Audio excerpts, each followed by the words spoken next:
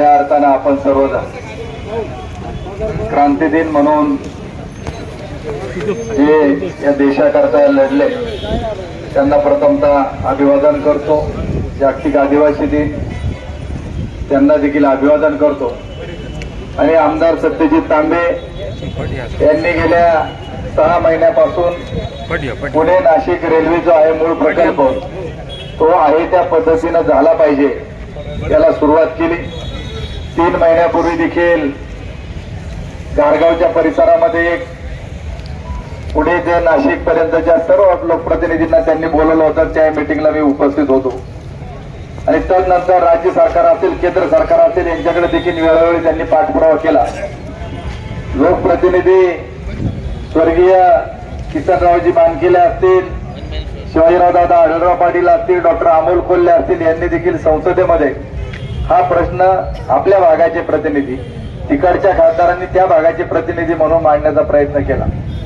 आणि म्हणून ही गेल्या अनेक वर्षांची जी मागणी होती तर त्या मागणीला देखील 2013 सालामध्ये प्रथमतः पवन कुमार बन्सल यांनी रेल्वे मंत्री असताना मंजुरी दिली. तदनंतर 2016 साली सुरेश प्रभूंनी देखील दिली. त्याच्या आधी कलमाडी साहेबांनी देखील त्याला मंजुरी दिली. आणि तदनंतर आता हा प्रकल्प रद्द झाल्याचं ज्यावेळी अश्विनी कुमार वैष्णव यांनी ज्यावेळी जाहीर केलं त्यावेळी आपल्या सर्वांना धक्का बसला. कारण काय, जीएमआरटी. मला आपल्या सर्वांना या निमित्ताने सांगायचे की जीएमआरटी पहिली आली का रेल्वेचं पहिलं चालू झालं? पहिली जीएमआरटी आली खोडदला. किती साली आली? 87 सालामध्ये 86-87 ला जीएमआरटीच्या कामाला या परिसरामध्ये खोडदच्या आणि तीप पासून एक जवळपास 15 किलोमीटरच्या रेडियस मध्ये त्यांनी वाय सेफचे 37 अँटिना उभे केले. त्याच्यात आमच्या गावामध्ये देखील 2 उभे केले. आणि मग जर जीएमआरटीची जर अडचण होती तर मग 13 सालामध्ये 16 सालामध्ये या रेल्वेला सरकारने मंजुरी का दिली हा आमचा पहिला सवाल राज्य सरकार असेल केंद्र सरकार असेल त्यांना त्या ठिकाणी आहे. 18 ते 2020 सालामध्ये त्याला एपीएलएस आपण ज्याला म्हणतो फायनल लोकेशन सर्वे तो करण्यात आला. आणि महाराष्ट्र रेल्वे इन्फ्रास्ट्रक्चर डेव्हलपमेंट कॉर्पोरेशनच्या माध्यमातून एक डीपीआर करण्यात आला आणि त्याला अंतिम मान्यता देण्यात आली. 2021 सालामध्ये महाविकास आघाडीचं सरकार राज्यामध्ये होतं. अजितदादा उपमुख्यमंत्री आणि अर्थमंत्री असताना त्यांनी देखील विधानसभेमध्ये सेमी हायस्पीड रेल्वे होणार म्हणून त्याला देखील मान्यता दिली आणि सरकार याचा राज्याचा निम्मा खर्च उचलणार हे देखील घोषित केलं. आणि मग जमिनीचं भूसंपादन सुरू झालं. बाबाजीनं सगळं काही याच्यात सविस्तर सांगितलं की लोकांना किती पैसे देण्यात आले काय आले ना. आता नोटिसा त्यांना त्या ठिकाणी देत आहेत की आमचे पैसे तुम्ही त्या ठिकाणी पाठीमागे आम्हाला दिले पाहिजेत. परंतु मला या निमित्ताने सांगायचंय की एवढी तज्ञ लोक जीएमआरटी मध्ये असताना रेल्वेचा ज्यावेळी डीपीआर करण्यात आला त्यावेळी यांनी बसून सल्ला मसला करून राज्य आणि केंद्र सरकारला ही रेल्वे या ठिकाणी होऊ शकत नाही हे यांनी का सांगितलं नाही याचा देखील खुलासा व्हायला पाहिजे. नाही semi high speed 200 kilometre per hour निपाळणारी रेल्वे झाली तर पहिल्यापासून लहानपणापासून आपल्याला गुरुजी शिकवायचे झुकझुक झुकझुक आगीन गाडी. मी म्हणतो नाही 200च्या स्पीडची 100च्या स्पीडची तर रेल्वे करायला काय अडचण का नाही जमायचं आपल्याला 100च्या स्पीड 100च्या स्पीडची आम्हाला द्या पण ती द्या ती रद्द करू नका हे आमचं सरकारला त्या ठिकाणी सांगणं आहे. मला मनापासून सत्यजित तांबेंना या निमित्ताने धन्यवाद द्यायचे. जर सरकार जर आपल्याला काही देत नसेल तर रेल्वे नाही कुणाच्या ती आहे आमच्या आणि त्यासाठी हा लढा त्यांनी पुकारला. आणि बाबाजी सासकर यांनी कृती समितीचा प्रमुख म्हणून इथं हे काम सुरू केलेलं आहे. आणि त्यांनी सांगितलं की आम्हाला जो आशीर्वाद लागला आम्हाला जी प्रेरणा मिळते ती हुतात्मा बाबू घेऊनची त्या ठिकाणी मिळते. आणि म्हणून आज सर्वांनी या निमित्ताने सांगितलंय की बाबाजी चासकर यांनी या तालुक्यामधून या रेल्वेच्या प्रश्नासंदर्भातलं नेतृत्व करा. आम्ही पूर्ण ताकदीनिशी सगळी मंडळी तुमच्या पाठीमागे त्या ठिकाणी भरभक्कमपणे राहू आणि हे काम आपल्याला पुढे त्या ठिकाणी न्यायचे. ज्यावेळी राज्य काही करत नाही, केंद्र काही करत नाही, तर सरकार फक्त झुकू शकतं, ते जनतेच्या समोर झुकू शकतं. तुम्हा आम्हाला माहित आहे या परिसरामधला बैलगाडा शर्यत 2007 सालापासून त्याच्याबाबत संघर्ष सुरू झाला. गाडे बंद, गाडे चालू झाले तर आम्ही केले, बंद पडले तर राजाभाऊमुळे बंद पडले. उदाहरण म्हणून सांगतो, ते आरोप प्रत्यारोपात तुम्ही आम्ही सगळे होतो. कधी आपण एकमेकाच्या विरोधात बोललो, आमच्यामुळे झालं, त्यांच्यामुळे नाही झालं, त्यांच्यामुळे झालं नाही म्हणायचं, यांनी काहीच केलं नाही. पण आज आनंद एका गोष्टीचा आहे की रेल्वे बाबत सगळ्यांचं एकमत झालं. फक्त ठिकाणं 2, पण त्याच्या बाबत बाबाजीनं स्पष्टीकरण दिलं. पत्रकारांनी आम्हाला विचारलं, आम्ही त्यांना सांगितलं की शेजारच्या जुन्नर तालुक्यात 3 ठिकाणी आज आंदोलन त्या ठिकाणी होतात. त्यामुळे तुझ्या कोंबड्याने का आमच्या कोंबड्याने पण सगळ्यात आमच्या दृष्टीनं उजाडणं महत्वाचं आहे. रेल्वे चालू झाली पाहिजे हे आमच्या दृष्टीनं अत्यंत महत्वाचं आहे.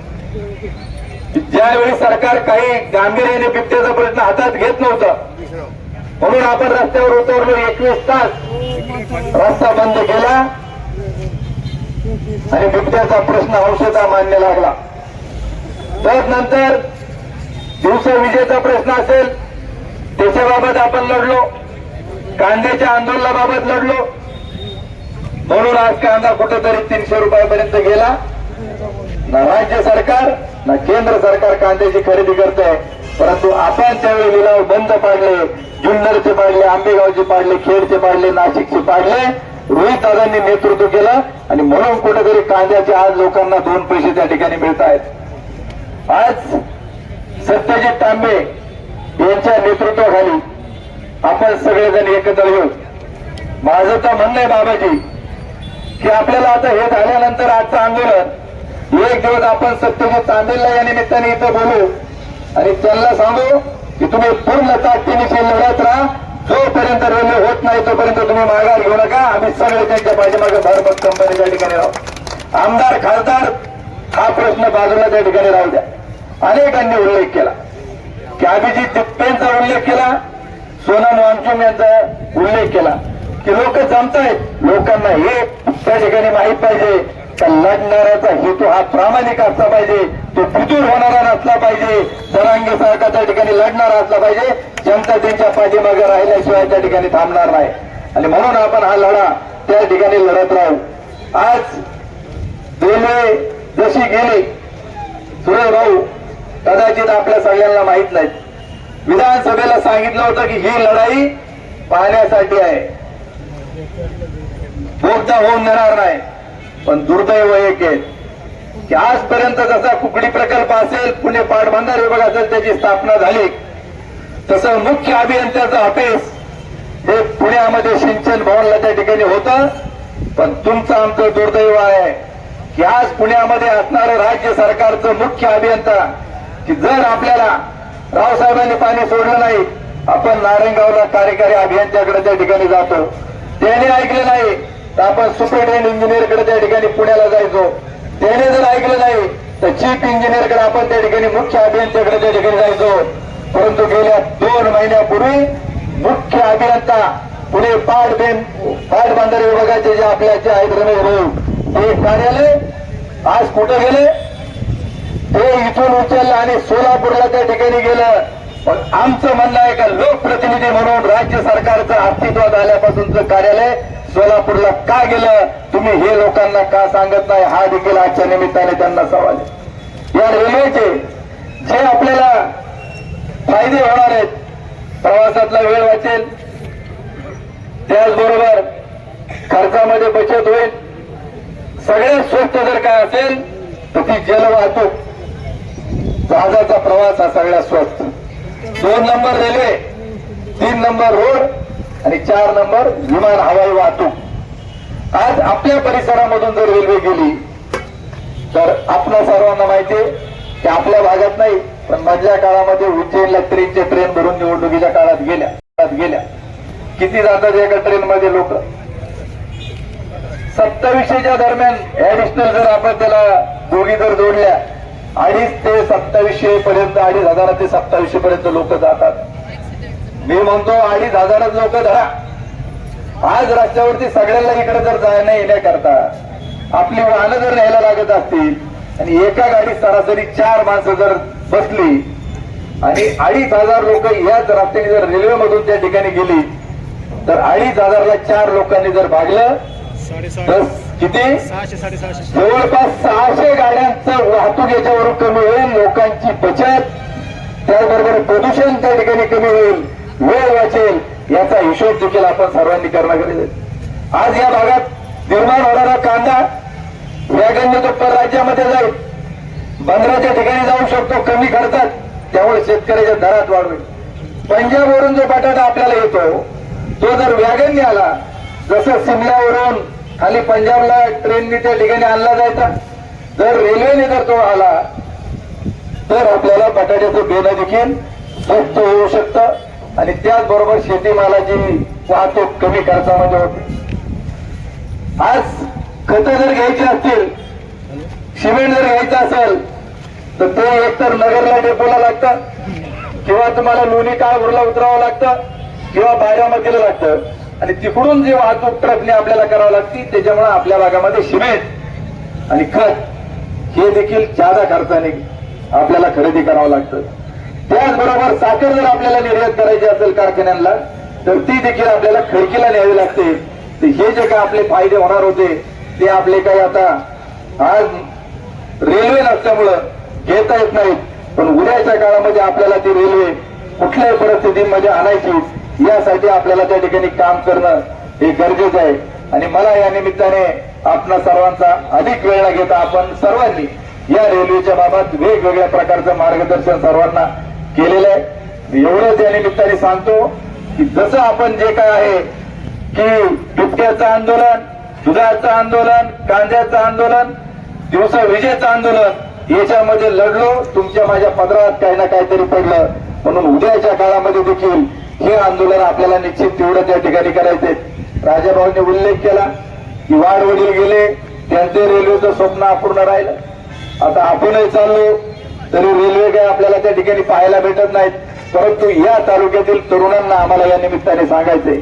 काल तुम्ही उल्लेख केला, आम्ही देखील कॉलेजच्या परिसरामध्ये गेलो, तिथं देखील पॅम्पलेट वाटली, मुलांना सांगितली की एक लोकांची भावना आहे की आपल्या तालुक्यामध्ये ज्या ज्या वेळी आंदोलनं झाली, प्रामुख्याने 2 आंदोलनं आपली मोठी झाली आणि आम्ही देखील शरददादा सोनवणे त्यांच्याबरोबर बसलो होतो की आंदोलन कुठं करायचं, रस्त्यावर करायचं किंवा काय करायचं. की मधल्या काळामध्ये जी 2 आंदोलनं झाली त्याच्यामध्ये अनेक जणांवरती गुन्हे त्याच्यामध्ये दाखल करण्यात आले. जसं आपण दिल्लीचं आंदोलन पाहिलं, ज्या पद्धतीने मुलांना मारलं गेलं आणि आज त्याच्याबाबत संपूर्ण देश जागा झाला. कदाचित मुलांच्या मनामध्ये देखील ती भावना असू शकते की या आंदोलनामध्ये जर अगोदर की निपक्षपातीपणे कारवाई व्हायला पाहिजे. आम्ही DYSP मांडगे साहेबांना सांगितलं, वाघमारे साहेबांना देखील सांगितलं भेटून की ज्या ज्या वेळी आंदोलनामध्ये आमदार आले, खासदार आले बिबट्याच्या आंदोलनात, त्यांना मोकळं सोडून दिलं. बिबट्याच्या आंदोलनात गोंधळ घालणारे जे होते त्यांना देखील मोकळं सोडून दिलं, परंतु सामान्य कार्यकर्त्यांवरती गुन्हे त्या ठिकाणी दाखल करण्यात आले.